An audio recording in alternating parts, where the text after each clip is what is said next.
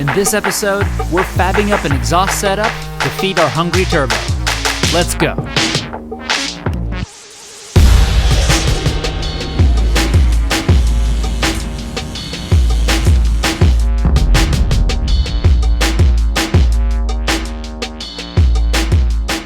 In our last episode, we relieved the Tacoma of even more of its parts to make way for awesome V8 stuff. Then we made some room in the engine bay by adjusting the steering shaft a bit, eyeballed our 8.8 rear to make sure it would work, revised our accessory drive to free up some space, and then figured out our transmission mount. Now it's time for the fun part, mounting up our turbo. Let's get to work. Back when I built Thunderbolt, my LS3 Miata, I had a very clear project plan laid out.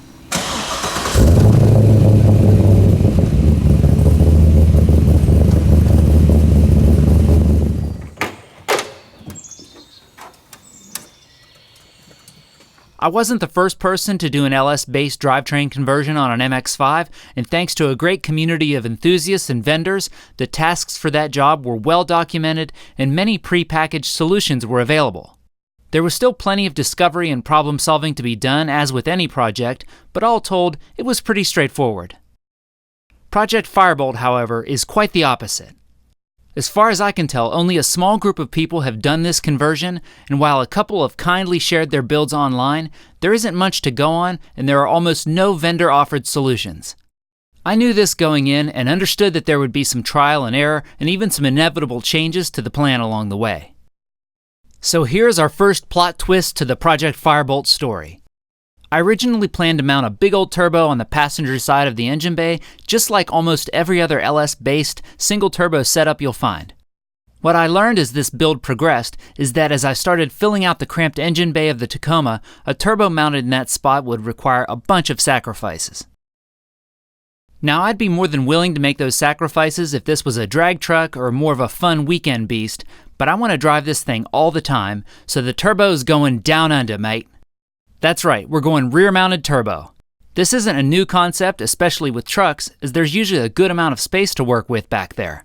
This will give us plenty of room in our already cramped engine bay for accessories and such, and I've always wanted to experiment with a rear turbo setup. So here's the turbo we're using for this setup. Perfect.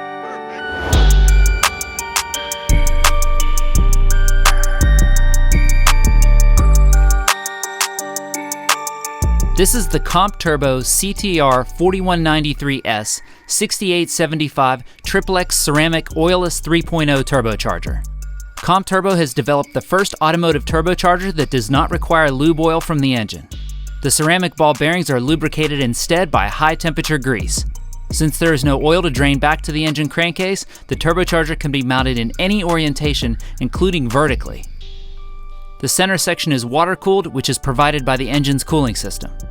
This turbo features an anti-surge compressor housing, Comp's new billet slim hub extended tip compressor wheel, a billet aluminum bearing housing, an Inconel turbine wheel, and is fully rebuildable and upgradable. I also picked up this T4 stainless steel inlet gasket, stainless discharge flange and clamp, and Comp's turbine blanket to keep radiant heat at bay. Okay, let's get to installing it. Alright, now that we have the steering all figured out and moved out of the way, we've got room to focus on our driver's side exhaust setup. So let's go check that out. Hey, does anybody recognize this? This is the driver's side exhaust manifold from the LS376 525 that we didn't use for Thunderbolt. Hopefully getting repurposed here in Firebolt. It's gonna need a few modifications though. Let's see if we can make this work. I like cast manifolds for a bunch of reasons. They're strong, durable, control heat and sound, and best of all, these LS3 versions flow really well. Plus, they should be a good match to our rear turbo setup. So here's our chopped up factory driver's side LS3 manifold bolted in place. There's plenty of room for it thanks to our steering relocation. Here's a look from under the car, still tight and kinda odd shaped. Time to make it work. I jumped right into this job by welding up some steel 2.5-inch exhaust pipe directly to the manifold. This may look crazy, but it's a common practice in the Turbo LS world.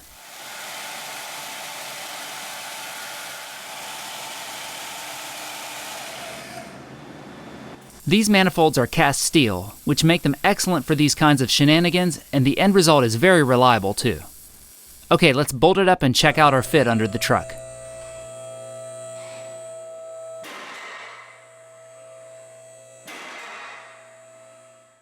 That looks great. While I was under there, I tacked on a 2.5-inch V-band clamp that I picked up from Summit Racing.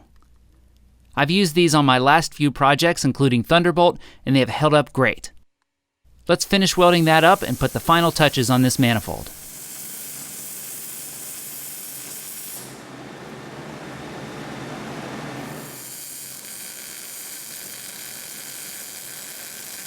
So there we go. It ain't real pretty, but it'll get the job done.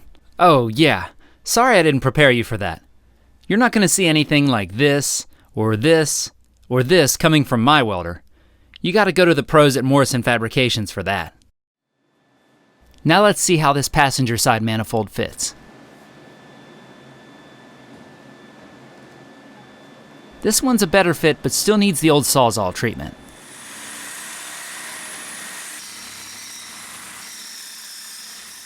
Alright, so after our cuts, here's what we're left with. All we did really was get rid of this flange that kicks out. This kick out here made it run into the frame rail. So we just cut that right off, and we'll make a new outlet for this thing.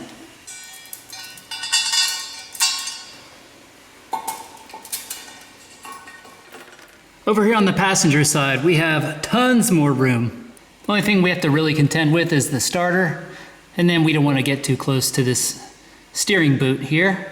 I think that all should be pretty simple.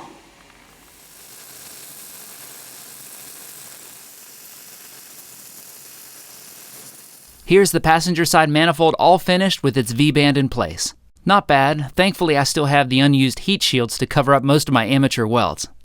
Speaking of covering up my welds, I picked up this huge 100-foot roll of Summit's Volcano exhaust wrap. It's made from crushed lava rock and is excellent at controlling exhaust heat while improving scavenging. As an additional benefit, it looks really cool too. My plan is to wrap this around the bare pipe I added to these manifolds, mainly to protect the stuff that's nearby from heat.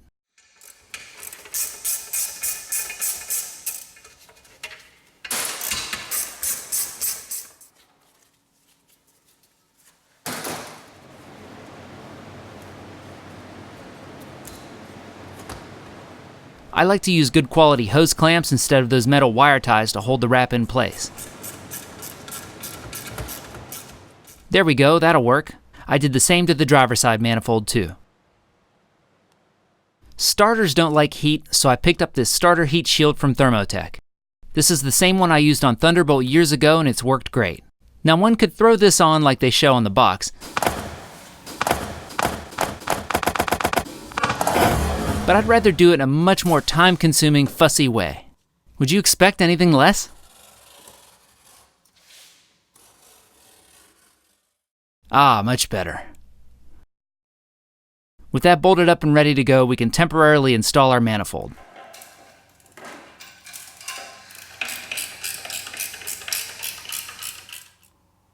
That's looking good. With the manifolds done, now we can get the truck up in the air and start working our way back to that turbo. Here's a look at the starting point. I'm going to bolt up the V-band clamps to help mock everything up. From there, I plan to have both 2.5-inch pipes merge into a single 3-inch run that will then connect to the turbo's T4 inlet.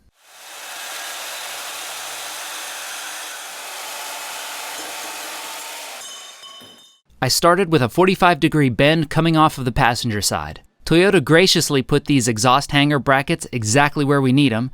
I just added some firmer polyurethane hangers to replace the floppy rubber ones. Let's get to building this setup.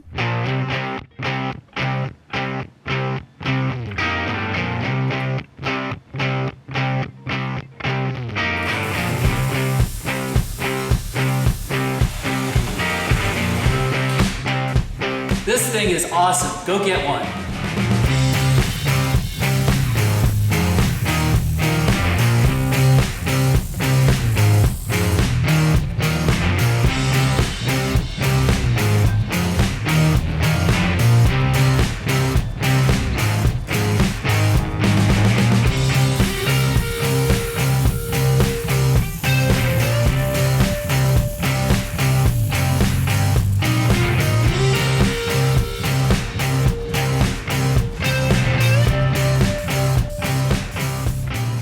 Okay, we're making pretty good progress here.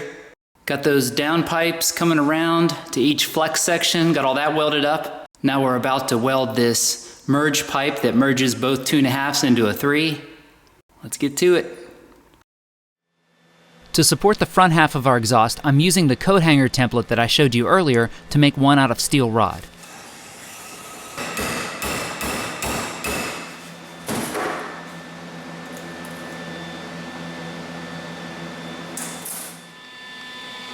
Okay, I like where the hanger is here. Let's tack that in place.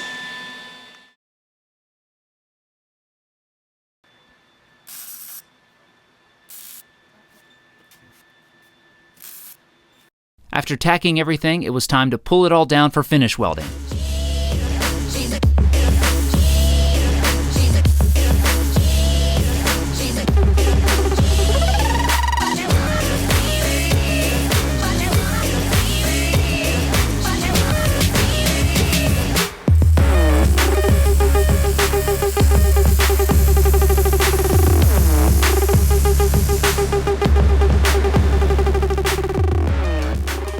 There we go, I'm happy with how that turned out. Let's bolt it back up to the truck and keep working our way back. Okay, so we have our dual 2.5-inch down pipes merged into a single 3 with a flex coupling there. Now what comes next is we go on back. Now we gotta mount this turbocharger. Now I think I've got a pretty good home for it. This was the home that I've been eyeballing for a while now. Rather than going all the way to the back of the truck, I've got this nice little spot here. So the exhaust can come in right here. I've got plenty of room for a big old down pipe to come out of here and run over the back axle. Jumping over to this side, I've got a nice big spot for the turbo inlet. This whole area here, I can have a nice big old K&N air filter. We'll put some kind of dirt and dust shield over here. And then you can see where the turbo outlet comes out. And then we can send our piping up to the front, hopefully right down through there. That's the idea anyway. To mount our turbo, I picked up this T4 turbo flange from Vibrant.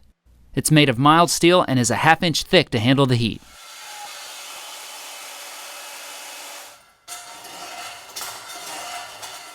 With our 3-inch pipe cut to length, now it's time to fit a round peg in a square hole, literally. This wasn't as hard as I thought it would be. You just flatten the pipe in a vise a bit and then work it into the flange using your hammer and a punch. Only light cursing was necessary.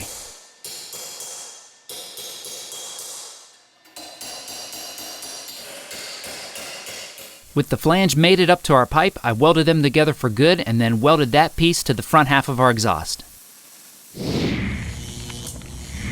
You can't have a turbo without a wastegate, so here's what we got to do that important job. This is the Tile Sport V60 series, the largest wastegate in the Tile lineup.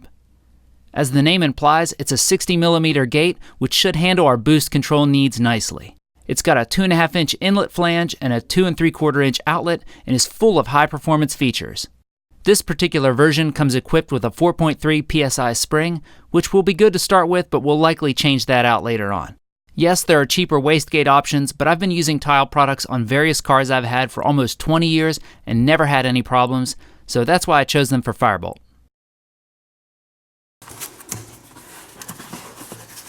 Okay, now this wastegate is really nice, but look at the packaging. Okay everybody, apologies in advance for the lighting situation. It's dark underneath this truck and I can't figure out the lighting. Another thing, I have fans blowing on me from every direction. It's hot in here. Lots of noise, bad lighting. Let's keep rolling. I'm real happy with how that's sitting right now. Now I've got to figure out where to put this big guy. I'm kind of liking something like maybe that. Maybe something like that, where this would just, whoop. What do you think? You like that? So here's a nice bend, aluminized from Summit Racing. Now I needed a 45, so I had to dig through my stuff and I'm doing a bit of recycling. Oh, look at this thing. Still very good though. This is from my Turbo Mirage.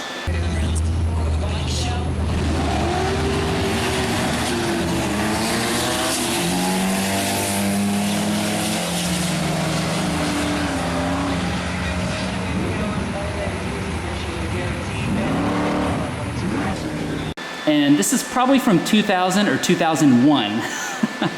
Again, never throw anything away. So we're gonna make this thing work. Gotta clean it up a little bit.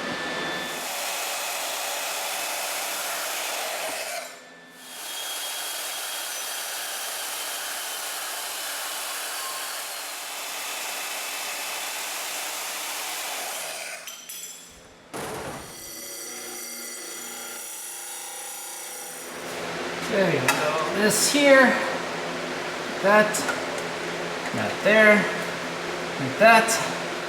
Oh yeah, that'll work.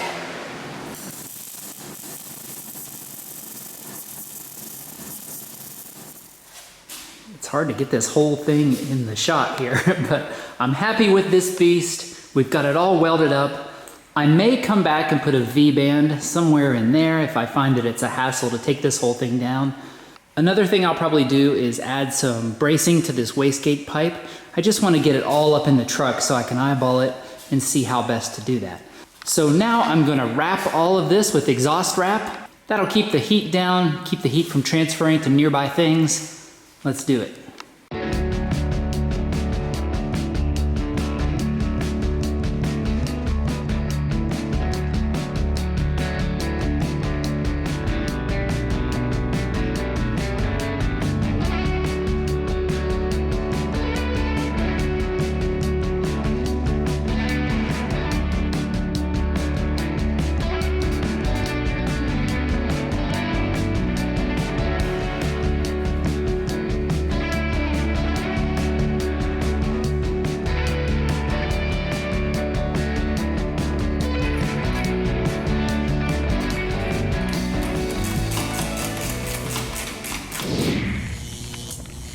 I love these really simple exhaust hangers. They're ultra cheap, $1.99 each, really strong. I use these on Thunderbolt and my Galant VR4 and other projects over the years and just love them so much. So I picked up some of these and we'll use these to hang and stabilize our exhaust. Okay, we've got the exhaust bolted up, but we need to do a little more work to stabilize that big turbo to keep it from bouncing around back there. For our first turbo support hanger, this length was good right out of the box. But for our second one, we needed some more length here. I started by removing this rod it came with, which will allow us to make a longer version. Let's get to it.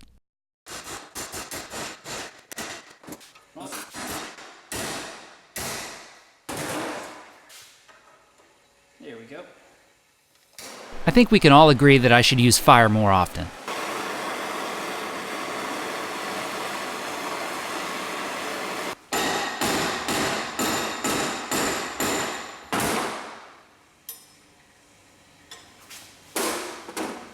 All right, there we go. Regular on the left, super long on the right. Perfect. I wanted this length so I could bend the hanger all the way under and around the pipe for extra strength.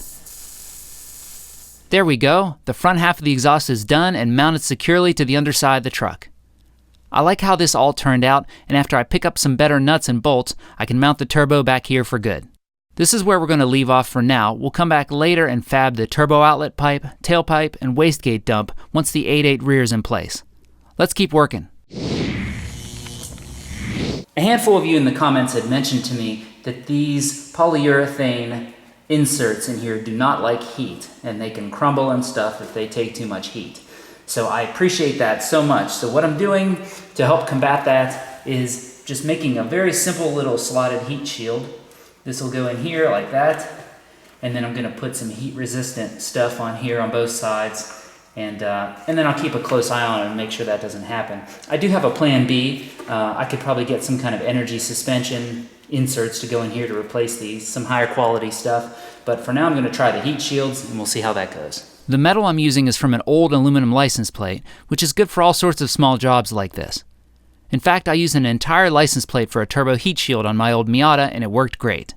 For these motor mount heat shields, I'll coat each side of the metal with this adhesive heat barrier.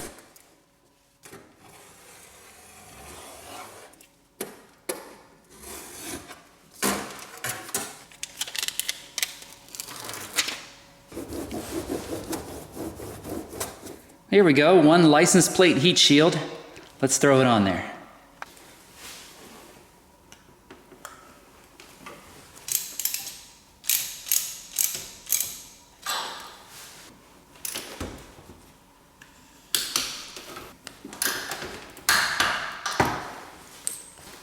Okay, now we just give them a little bend here.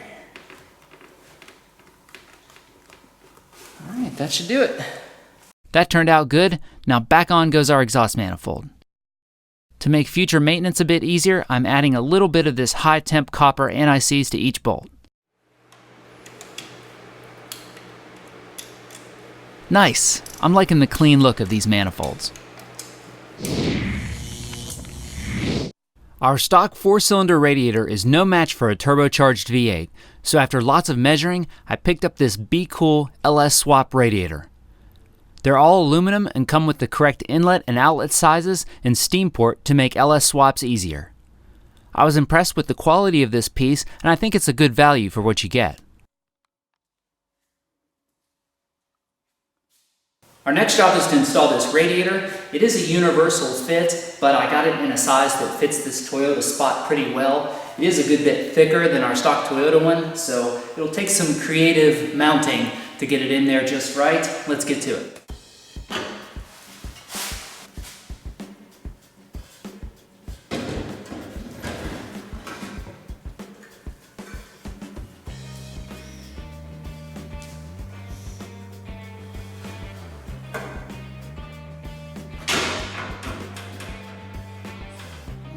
That's fitting pretty good, but a few modifications are necessary. First up, I'll make some room for the radiator cap and our core support.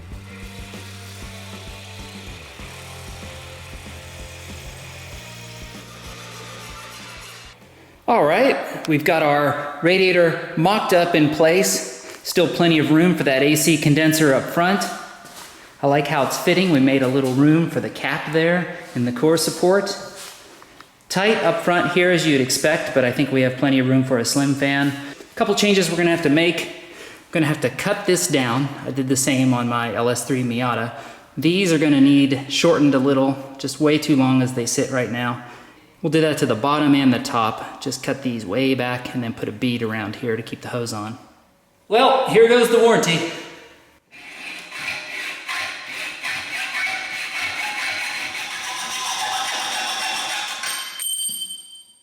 Oh and yeah, I'll flush this all out with water to get the shavings and stuff out later on.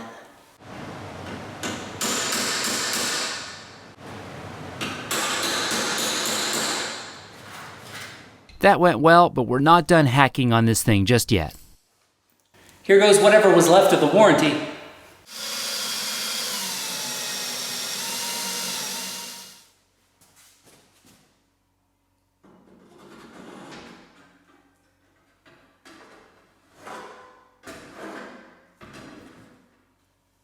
That's fitting great. Let's make some mounting brackets for it.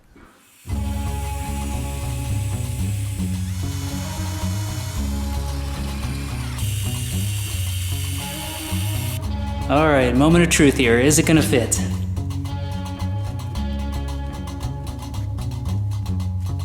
Yes!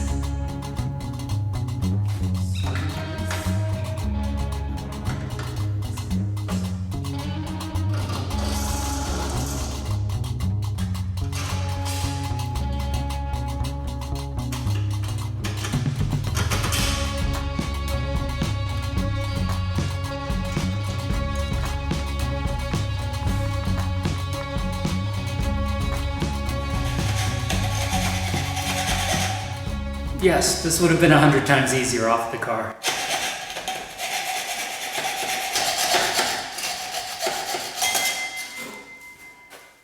While we'll have a temperature display on our Terminator X screen, I also want our factory gauge to work on the dash too.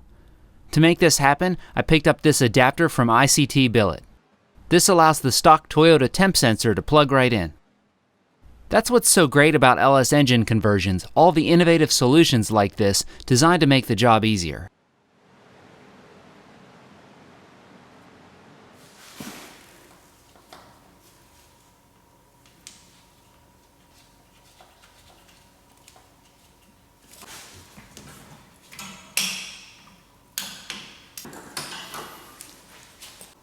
Now this next tip I got from Kyle over at the Fab Forums. He's made a couple videos on this topic over the years. It's a really handy, inexpensive tool that'll allow you to make beads in aluminum pipe. So what you do is you modify these a bit. You basically cut off the cutting portion at the top here, just leaving this crimping portion. All right, let's go ahead and do that now.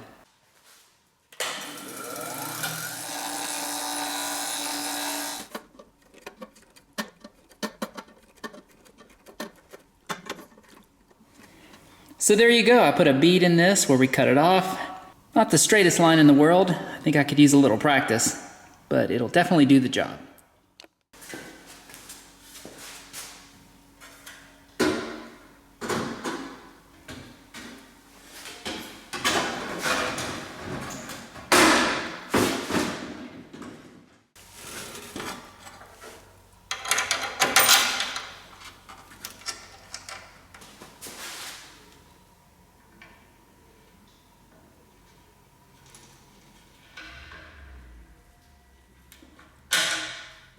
So here's our radiator, all bolted up with our cushion brackets. I like how this turned out, and with our revised accessory drive setup, now we've got some room for a fan up here. Speaking of fans, as much as I would have liked to use an OEM-style shrouded setup, I just couldn't find the room for it, so I chose this standalone cooling fan from Spal.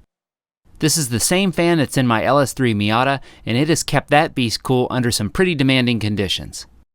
This one is 16 inches in diameter, is designed to be a puller, and is rated at a little over 2,000 CFM. As you can see on the box here, they make a bunch of different sizes to cool off whatever you've got. Okay, let's see how it fits.